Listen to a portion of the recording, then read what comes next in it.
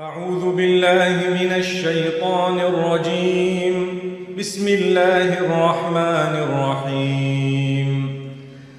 هل أتى على الإنسان حين من الدهر لم يكن شيئا مذكورا إنا خلقنا الإنسان من نطفة أمشاج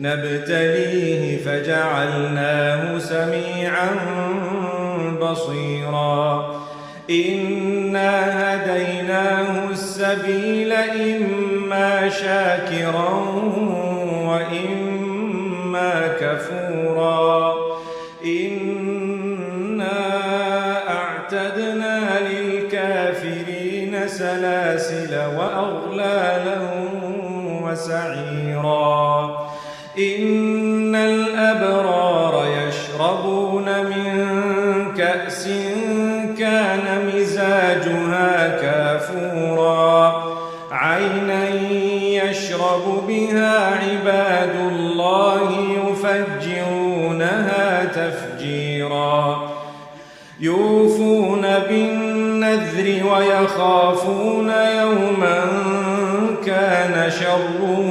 مستطيرا ويطعمون الطعام على حبه مسكينا ويتيما وأسيرا إنما نطعمكم لوجه الله لا نريد منكم جزاء ولا شكورا إنا نخاف من ربنا يوما عبوسا قمطريرا فوقاهم الله شر ذلك اليوم ولقاهم نضرة وسرورا.